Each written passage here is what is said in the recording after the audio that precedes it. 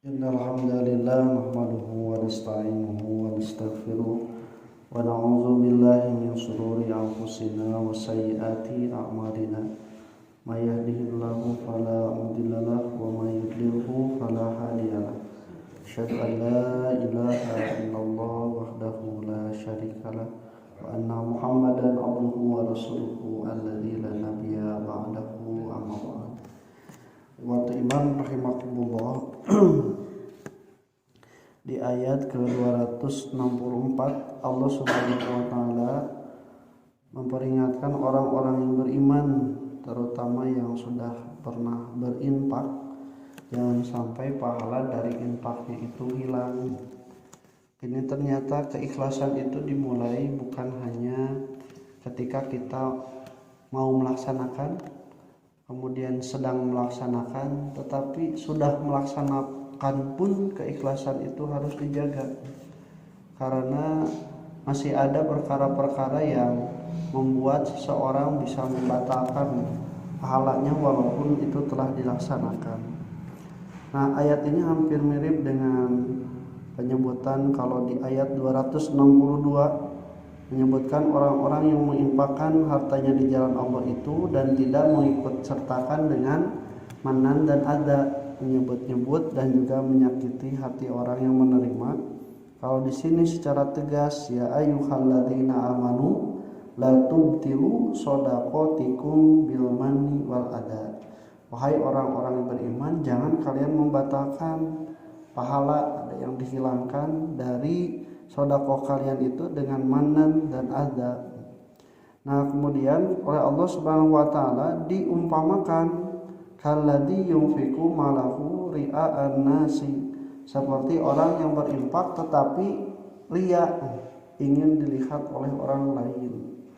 Ini disebutkan bahwa syarat-syarat diterimanya suatu amalan itu harus ikhlas, dan ikhlas itu adalah lillahi wa ma umiru illa liya'budullaha mukhlisina. Nah, itu jadi di perintah itu harus ibadah ikhlas. Ikhlas itu menerima atau mengharapkan pahala dari yang memerintah. Sedangkan riya itu adalah kita diperintah tetapi mengharapkan pahala dari bukan yang memerintah. Jadi lamun urang sadayana digawena dititahna ka dunungan nu A tapi hayang menang pahala ti dunungan B, tah teu nyambung teh. Kunaon? Kusabab tidak sesuai dengan apa yang diperintahkan, dengan apa yang diharapkan. Nah, bahkan disebut sebagai syirkul asghar. Syirkul asghar itu adalah kemusyrikan yang kecil, yang disebutkan oleh Rasulullah SAW, akhfa min dabibin namli, lebih kecil, lebih tidak terlihat daripada semut kecil. Baheula diumpamakeun teh semut hideung dina batu hideung, terus dina kaayaan waek mongkleng, ketinggali teu. Maka ikhwati rahimakumullah, terkadang kita menyebutkan pada orang yang tidak riya padahal sebenarnya riya, tapi terkadang juga kita menyebutkan tidak riya pada orang yang sebenarnya riya. Makanya itu tidak bisa divonis. Keur urang nu ningali mah teu kudu nyebutkeun eta riya atawa henteu-na. Mun aya nu mere terus ditinggalikeun ku batur eta mah riya, eta mah apa orang sabab nu apa mah dirina jeung Allah Subhanahu wa taala. Nah, makanya di sini larangannya itu atau tujuan dari perintahnya itu langsung pada orang-orang yang berinfak, yang tahu bahwa dia itu riya atau tidak. Perumpamannya itu seperti orang yang riya kemudian tidak beriman pada Allah dan hari akhir, karena pahala yang dia harapkan dari sedekah itu tidak diharapkan hari ini di dunia, tapi dia harapkan untuk di akhirat. Berarti lamun diharapkan di akhirat mah adalah jangan sampai ketika di dunia orang sadayana dibatalkeun pahala sedekahna teh ku nalika riya. Nah, maka ikhwati rahimakumullah kan panjang.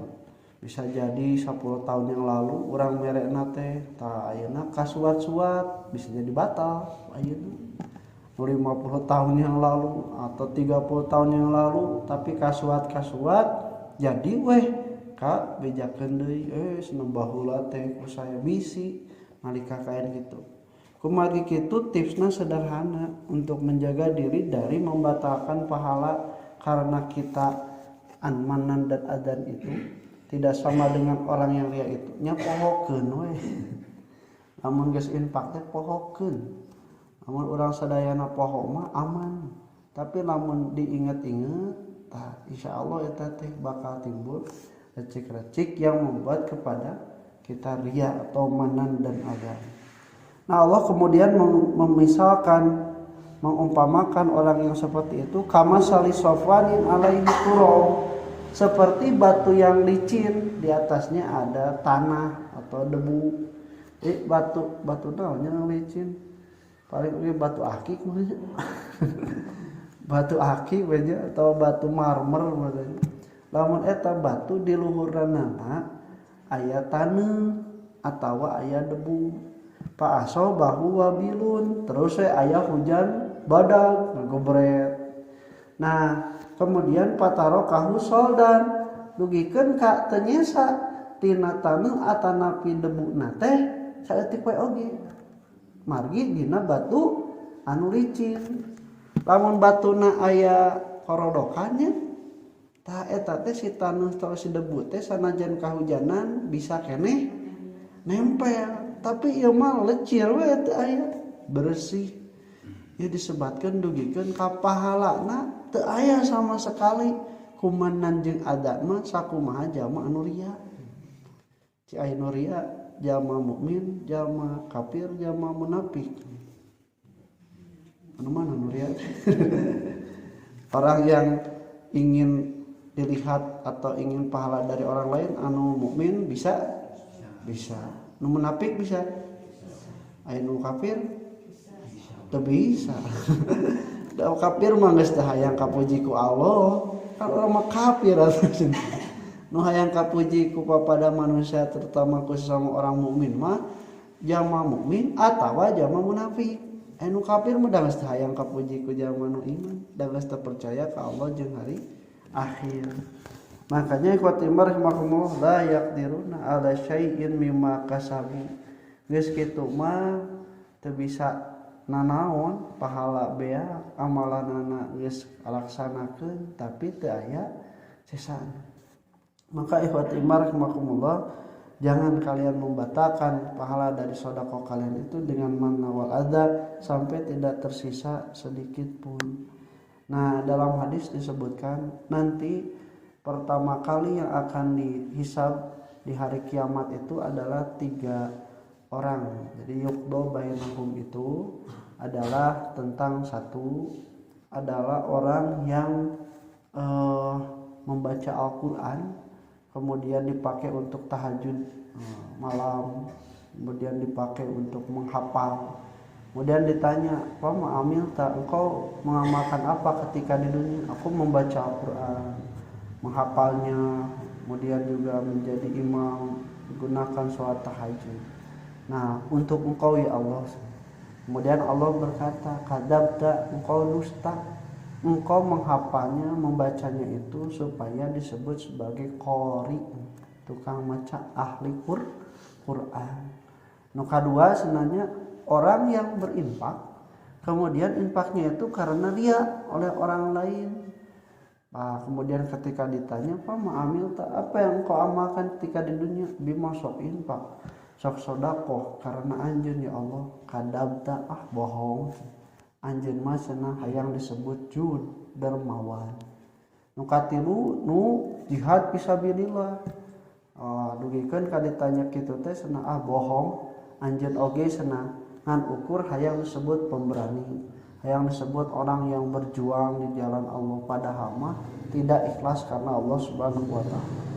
Maka ikhwati iman rahimakumullah, ya ngalempang hate ngajaga keikhlasan itu bukan dalam artian tidak ada terbesit sedikit pun dalam hati aya katingali ku batur atau kaumkeun batur, wajar dan manusia. Karena ikhlas itu khalaso melepaskan. Melepaskan mah berarti aya. Beda jeung sofiyun mah bersih berarti awal dugi ke akhir. Murni bahasa orang mah. Tapi khalaso itu geus aya kokotor tekebul bersihan deui. Bersihan deui. Jadi hiji waktu kasuat enggak bersihan deui tong dituturkeun. Nah, itu yang disebut dengan ikhlas. Wallahu la yahdi qaumal kafirin, dan Allah tidak akan memberi petunjuk pada orang-orang yang kafir. Ka ikhwatul iman rahimakumullah, ya teh ciri ini Allah nyaah tong dugikeun ka amalan urang sehingga orang-orang kafir. Tapi Allah nyaah amalan-amalan urang sadayana teh saeutik poe oge dibarengan ku ikhlas insyaallah bakal aya pahala. Aku qouli hada wa astaghfirullah wa lakum. Assalamualaikum warahmatullahi wabarakatuh.